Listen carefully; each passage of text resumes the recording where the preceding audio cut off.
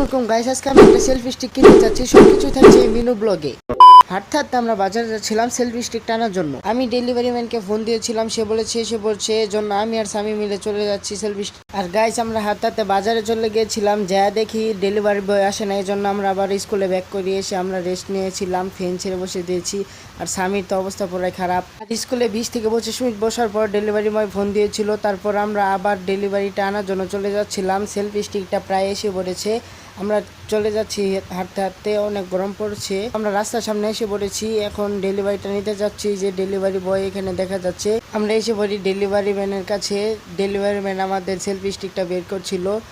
তো খুশির চোটে আমার মুখ দিয়ে কথাই বের হচ্ছে না। প্রথম সেলফি স্টিক কিনলাম, এর থেকে ভালো ভালো ব্লগ হবে, আপনাদের বিনোদন দিব। আর আপনারা আমাদের চ্যানেলটিকে সাবস্ক্রাইব করে রাখবেন এরকম ব্লগ পাওয়ার জন্য। আমি টাকা গুনতেছিলাম ডেলিভারি ম্যানকে দেওয়ার জন্য। তারপর ডেলিভারি ম্যান আমাদের এই অর্ডারটার উপর কী জানি করতেছিল, ছবি তুলে এখন আমাদের হাতে দিয়ে দিয়েছে আমাদের সেলফি স্টিক। আমি তো অনেক খুশি, মুখ দিয়ে কথাই বেরোচ্ছে না। স্বামীর তো সেলফি স্টিকটা ওর হাত থেকে নামাচ্ছেই না, ও আমার হাতে দিচ্ছেই না। ও দেখেন সেলফি স্টিক নিয়ে আমার আগে আগে চলে যাচ্ছে এটা খোলার জন্য। সেলফি স্টিকটা দেখেন, এটা কিনতে পড়েছে আমাদের প্রায় 400 টাকার মতো। আমরা স্কুল মাঠে এসে পড়েছি, এই দেখেন এখানে প্রাইসটা সব দেওয়া আছে। এখন আমরা এটাকে আনবক্সিং করব। আর গাইস, স্বামী বলতেছিল এটার প্রাইস 399 টাকা দেওয়া, আর ডেলিভারি বয় আমাদের কাছ থেকে 400 টাকা নিয়েছে। আর আমি অনেক এক্সাইটেড সেলফি স্টিকটা দেখার জন্য, কারণ দারাজ থেকে অনেক কিছু আসলে প্রোডাক্টগুলো এত একটা ভালো হয় না। আর আমাদেরটা কেমন দিয়েছে জানি না। দেখেন আমি এক্সাইটেড, দাঁত দিয়ে কামড়ে কামড়ে এটা খুলতেছিলাম। তো অনেক তাড়াতাড়ি খুলতেছিলাম, সেলফি স্টিকটা বাইরে পড়ছে। আর আমাদের এই সেলফি স্টিকের মডেল ছিল Q07, প্রায় 400 টাকার মতো পড়েছে এই সেলফি স্টিকটা।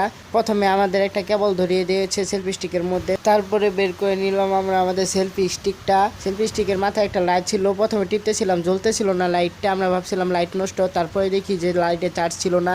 এটি টাইপডের মতো রাখা যায় সেলফি স্টিকটাকে, অনেক লম্বা হয়, প্রায় আমার মতোই লম্বা ছিল সেলফি স্টিকটা।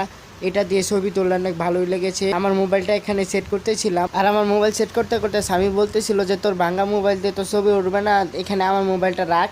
তারপরে এখানে ওর মোবাইলটা রেখে আমরা ছবি তোলা শুরু করে দিলাম। স্বামী মোবাইলে সেলফি স্টিক সেট করার সাথে সাথে ভিডিও করা শুরু করে দিয়েছিল।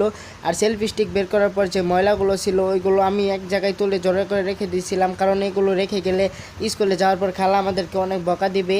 এই সেলফি স্টিকটার সাথে আমাদের একটা কেবল দিয়েছে চার্জ দেওয়ার জন্য লাইটটা, আর এই লাইটটা অনেক ভালো আলো দিচ্ছিল। আর আমাদের সেলফি স্টিকটা অনেক ভালো। যেতে যেতে সবাই আমাদের চ্যানেলটাকে সাবস্ক্রাইব করে দাও।